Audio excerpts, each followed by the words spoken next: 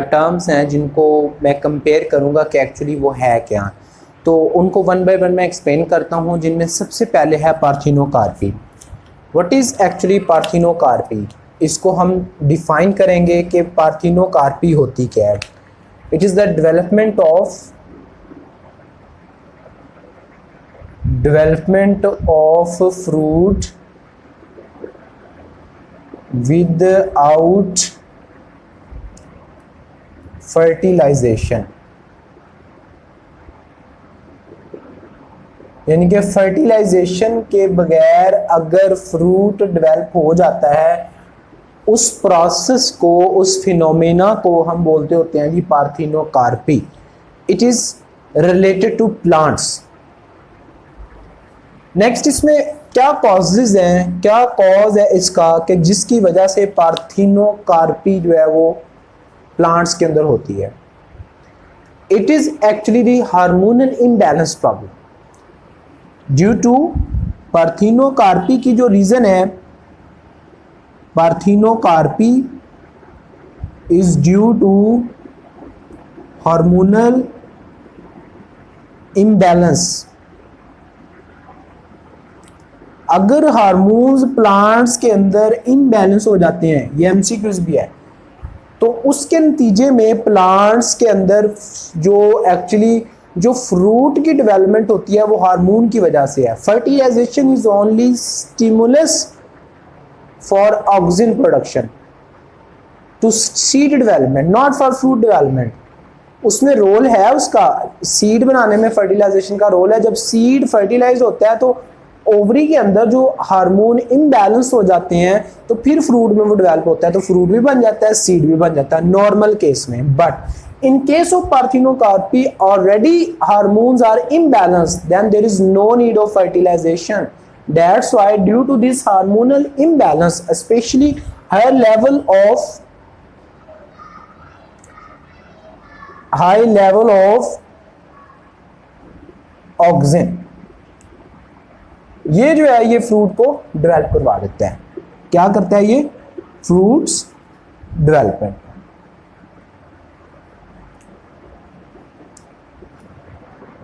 उसके बाद अगर हम नेचुरली बात करते हैं, नेचुरली जो प्लांट ये काम कर रहे हैं उनके अंदर, ये फ्रूट के अंदर सीड नहीं है लेकिन फ्रूट है। इन प्लांट के अंदर सीड नहीं होगा। क्यों? क्योंकि मैंने आपको पहले बताया है fertilization is essential for seed development, तो इस वजह से इनके अंदर सीड नहीं होगा। जैसा कि हम ऑब्जर्व करते हैं बनाना, इसके अलावा pineapple, oranges, these are fruit, grapes, these are few plants that are naturally producing fruit without seed, that is called parthenocarpy. Another phenomenon in this case, we can artificially भी इसको इंड्यूस किया गया है। किसके अंदर? Tomatoes and papers. ठीक है जी, naturally ये कर रहे हैं, इसमें जरूरत नहीं है, इसमें खुद हमने induced parthenocarpy, that with interference of man, that is called artificial parthenocarpy और इंड्यूस्ड पार्थिनो। जो नेचुरल हो रही है उसको नेचुरल पार्थिनोकार्पी कहते हैं। इसी से मिलती जुलती एक टर्म है प्लांट्स के बाद एनिमल्स के अंदर, पार्थिनोजेनेसिस। ये कंफ्यूजन टर्म है, दोनों उल्ट लिख आते हैं बच्चे जब ये टेस्ट देते हैं, तो इसको क्लियर कर रहा हूं साथ ही। It is development of fruit, it is development of egg into offspring without fertilisation,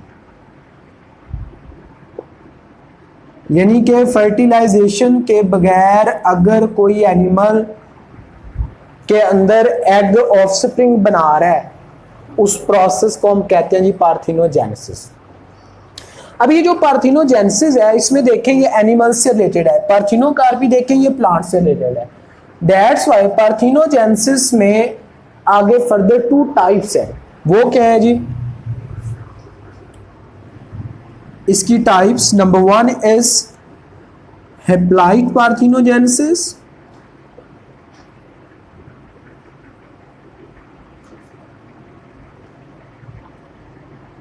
and number 2 is diploid parthenogenesis।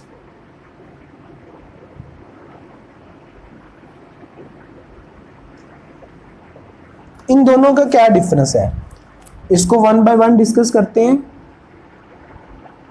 Number 1 is haploid parthenogenesis. Haploid cell उस सेल को कहते हैं जिसमें नंबर ऑफ क्रोमोसोम हाफ होते हैं। इस वजह से अगर हम इसकी डेफिनेशन लिखेंगे तो क्या लिखेंगे? डेवलपमेंट ऑफ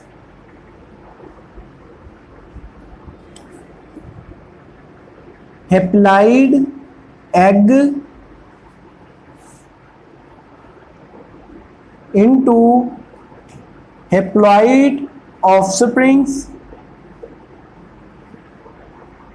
उसको हम क्या बोलेंगे जी? Haploid parthenogenesis. जिसमें हैप्लॉइड एग है और हैप्लॉइड ही ऑफस्प्रिंग आगे बनेगा, उसको हम बोलेंगे जी हैप्लॉइड पार्थिनोजेनेसिस। नॉर्मली जो हैप्लॉइड सेल है वो सेल जिसमें क्रोमोसोम नंबर हाफ होते हैं, जैसे ह्यूमन में गैमीट्स हैं, स्पर्म एंड एग दोनों मिलते हैं तो फर्टिलाइजेशन के बाद डबल नंबर जो डिप्लॉइड नंबर है वो स्टोर होता है। इनके अंदर क्या है जी? हैप्लॉइड ही एग है और हैप्लॉइड ही ऑफस्प्रिंग है। एंड कॉमन एग्जांपल जो इसके अंदर आती है वो हनी बीज, ये हनी बीज के अंदर मौजूद है। क्या फिनोमेना है इसका? एक्चुअली होता ये है कि ये मैं एग्जांपल देता होता हूं। ये एक जो है वो मेरे पास हनी बी है, ठीक है जी, हनी बी है। इसके अंदर रफली मैंने ड्रॉ की है। इसकी जब रिप्रोडक्शन होती है तो इनकी बॉडी के अंदर ये वॉल्वुलर स्ट्रक्चर मौजूद होते हैं। ये अपनी यहाँ पर जो पार्ट है इसके अंदर स्पर्म को स्टोर कर लेती है आफ्टर रिप्रोडक्शन। स्पर्म स्टोरेज सैक्स होती हैं इसके अंदर, जिसके अंदर वो स्पर्म को स्टोर कर लेती है। जबकि जो इसके एग्स हैं वो लेट्स सपोज कि वो यहाँ पर प्रोड्यूस हो रहे हैं, because both are product of meiosis. Meiosis में क्रोमोसोम नंबर हाफ होता है, उससे स्पर्म और एग बनते हैं, जो बाद में डिटेल में डिस्कस होगा। यहां पर ये याद रखें, जिन एग की तो फर्टिलाइजेशन हो जाएगी, मसलन ये एन एग की नेचर एग है, एन है, इस क्रोमोसोम नंबर हाफ है और जो स्पर्म उसके साथ आके मिल रहा है वो भी हाफ है। उसके नतीजे में जो नया सेल बनेगा वो क्या हो जाएगा? डिप्लॉइड। जिन सेल की तो फर्टिलाइजेशन हो जाएगी वो डिप्लॉइड सेल बन जाएंगे, उसके नतीजे में बनेंगे इसकी फीमेल। हनी बी की क्या बनती है जी? फीमेल। वो एग जिनकी फर्टिलाइजेशन हो जाए वो डिप्लॉइड ही होंगी। लेकिन वो एग जिसकी फर्टिलाइजेशन नहीं हुई और वो कन्वर्ट हो गए एम्ब्रियो के अंदर, ऑफस्प्रिंग के अंदर, तो उसकी नेचर भी क्या हो जाएगी? हैप्लॉइड। किसी की जब ये वाल खोलेगी स्पर्म रिलीज होंगे, कुछ की फर्टिलाइजेशन हो जाएगी, लेकिन जिसकी नहीं होगी वो खत्म नहीं होंगे। That change into the male and this male will be haploid in nature. ये हैप्लॉइड नेचर के होंगे। दैट्स वाई हम इसके अंदर क्या कहते हैं, वो प्रोसेस जिसमें हैप्लॉइड एग जिसकी फर्टिलाइजेशन नहीं हुई वो चेंज हो गया मेल के अंदर, उसको हम बोलेंगे हैप्लॉइड पार्थिनोजेनेसिस। तो फीमेल में गैमेट किस में बनेंगे? बाय मियोसिस, क्योंकि क्रोमोसोम नंबर डबल है। डबल से सिंगल जाना है तो उसमें मियोसिस से ही स्पर्म बनेंगे। But keep in mind, male के अंदर जो स्पर्म बनेंगे, ये एमसीक्यूज है, स्पर्म प्रोडक्शन बाय माइटोसिस। मैं हाईलाइट कर रहा हूं क्योंकि हैप्लॉइड है, क्रोमोसोम नंबर पहले ही हाफ है, तो मेल के अंदर जो स्पर्म बनेंगे that will be produced by mitosis. Next is diploid parthenogenesis. Very simple. Parthenogenesis. अब इस प्रोसेस में क्या होता है जी? डिप्लॉइड एग है, अब development of diploid egg to diploid organism. Diploid offspring है और डिप्लॉइड ही मेरे पास क्या है जी, ऑफस्प्रिंग बन रहा है। इसके अंदर क्या होता है, ये इसकी जो एग्जांपल है वो वेस्प है। एग्जांपल ये किसके अंदर होता है, वेस्प के अंदर। कैसे एक्चुअली होता क्या है इसके अंदर, उसकी कंप्लीट साइंस के नॉन डिसजंक्शन हो जाती है क्रोमोसोम की, वो मैं आप लोगों को समझाता हूं।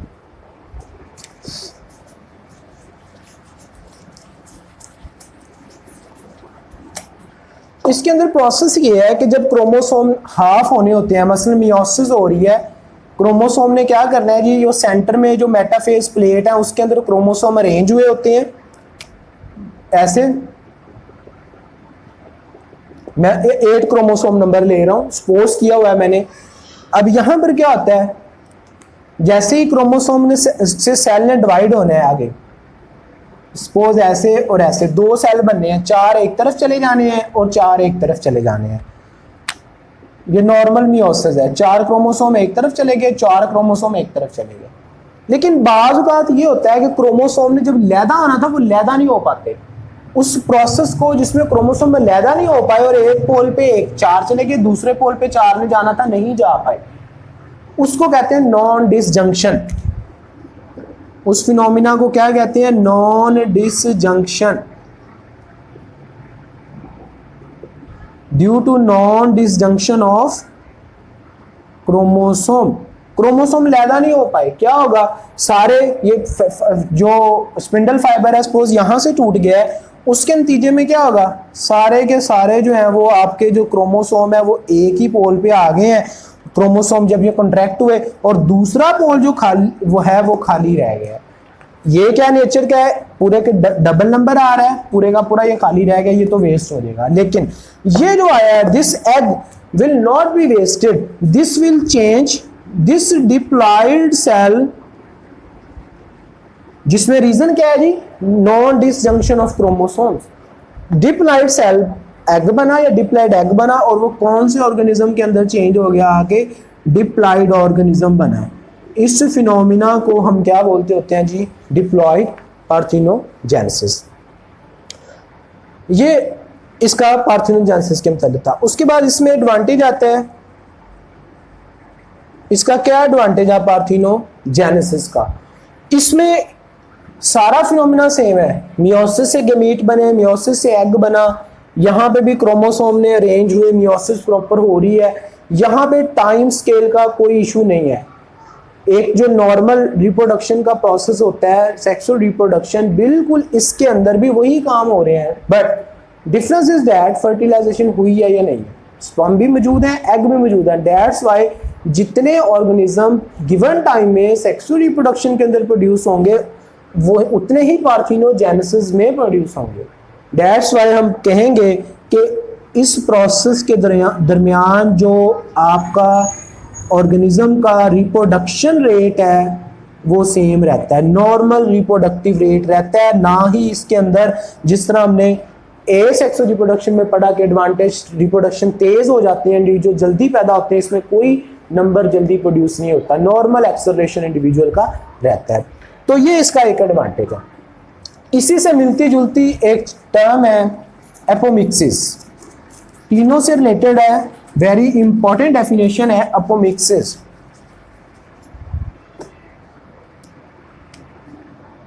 Third definition is apomixis. ये क्या है, एक्चुअली एपोमिक्सिस में क्या होता है, अगर एनिमल के अंदर हो रही थी पार्थिनोजेनेसिस तो ठीक है, प्लांट की जो पार्थिनोजेनेसिस है, प्लांट्स के अंदर जो पार्थिनोजेनेसिस का प्रोसेस हो रहा है उसको हम कहते होते हैं जी एपोमिक्सिस। ये सबसे डिफरेंट है। प्लांट्स के अंदर जो पार्थिनोजेनेसिस हो रही है, ये तो एनिमल्स के अंदर अगर हमने बात की है, प्लांट्स की पार्थिनोजेनेसिस एपोमिक्सिस है। क्या है ये, देखिएगा, ये हमारे पास ओवरी, ये पिस्टिल है, उसके ऊपर ये स्टिग्मा, ये हमारे पास इसकी फीमेल गमीटोफाइट है जिससे डेवलप होनी है। यहाँ पर जो सेल होते हैं जिससे आगे मेगास्पोर बनना है, फिर एग्रे डेवलप होना है, उस सेल को जिससे आगे डिवीजन होती है उसको हम बोलते होते हैं न्यूसेलस। न्यूसेलस की जो सेल होते हैं इसके और भी मौजूद होते हैं। ये सेल कोई भी जो उनकी नेचर क्या होती है जी, diploid. If any cell of ovule, overall इसको क्या कहते होते हैं जी, जिससे सीड बनता होता है, इसको ओव्यूल कहते हैं।